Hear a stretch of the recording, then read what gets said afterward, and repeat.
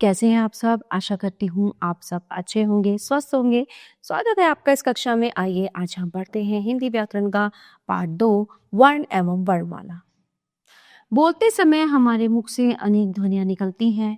इन ध्वनियों को लिखने के लिए कुछ विशेष प्रकार के चिन्हों का प्रयोग किया जाता है, जिन्हें वर्ण कहते हैं।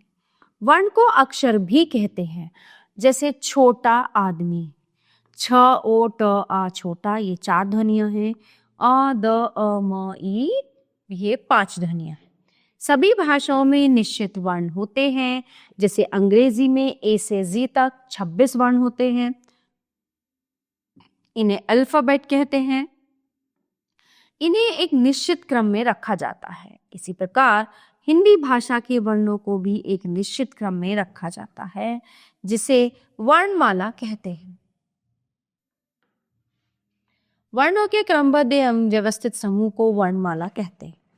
हिंदी की वर्णमाला स्वर अ आ इ ई उ ऊ रे ए ऐ ओ औ, ये होते हैं 11।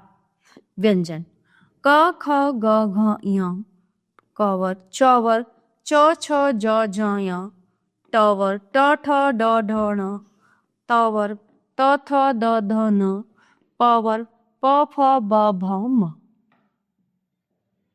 अंतस्थ य र ल व, ऊष्म श श स ह।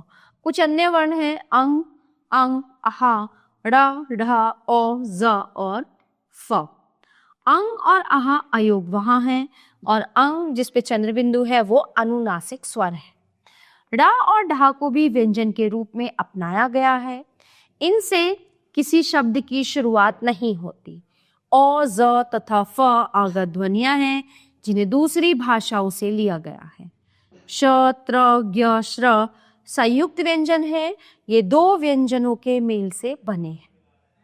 क, श, क्ष, त, र, त्र, ज, य, ज्ञ, श, र, श्र, इन्हें संयुक्ताक्षर भी कहते हैं। वर्णों के भेद। वर्णों के 2 भेद होते हैं, स्वर और व्यंजन। स्वर, इनका उच्चारण स्वतंत्र रूप से किया जाता है। स्वरों को बोलते समय वायु बिना किसी रुकावट के मुख से बाहर निकलती है। ये 11 होते हैं। उच्चारण में लगने वाले समय के आधार पर स्वरों के 3 भेद हैं।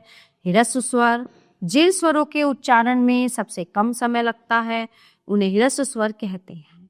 ये 4 हैं अ, ई, उ, ऋ। दीर्घ स्वर, जिन स्वरों के उच्चारण में ह्रस्व स्वरों से दुगना समय लगता है उन्हें दीर्घ स्वर कहते हैं। ये 7 हैं आ, ई, उ, ए, ऐ, ओ, औ। प्लुत स्वर, जिन स्वरों के उच्चारण में ह्रस्व और दीर्घ स्वरों से तिगुना समय लगता है उन्हें प्लुत स्वर कहते हैं, जैसे ओम। व्यंजन कॉन्सोनेंट, इनका उच्चारण स्वरों की सहायता से होता है। इन्हें बोलते समय वायु मुख से अलग अलग स्थान से टकराकर बाहर निकलती है। स्वर रहित व्यंजन हलंत लगाकर लिखे जाते हैं, जैसे क, च, ट, त, प, ह आदि। हिंदी वर्णमाला में 33 व्यंजन होते हैं।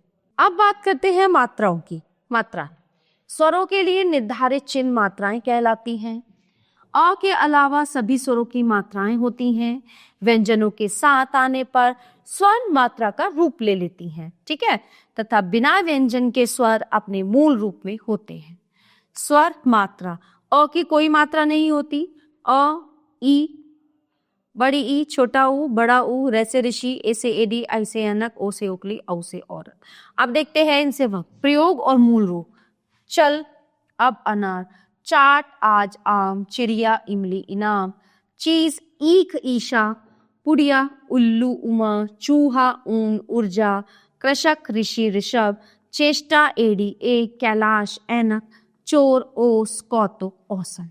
ठीक है, ये शब्द बनते हैं मात्राओं से और ये इनका मूल रूप है।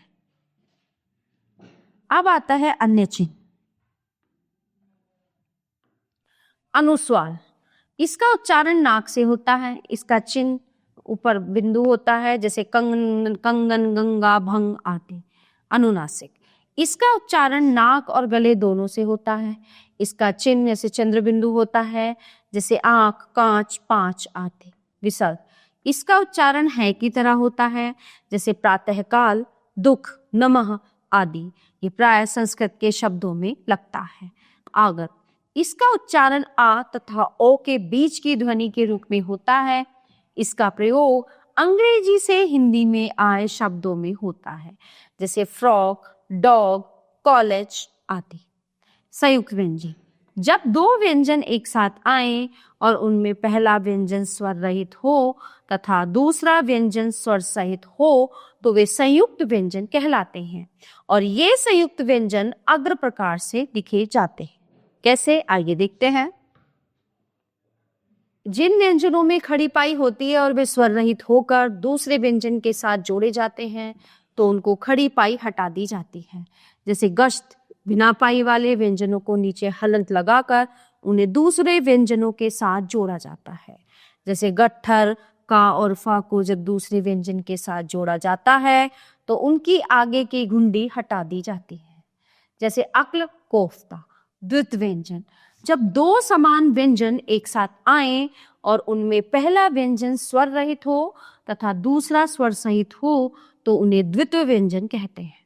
जैसे बच्चे, मम्मी, पन्ना, फव्वारा आदि। जैसे यहाँ पे दो चे हैं, दो मैं हैं, दो न हैं, दो वह हैं।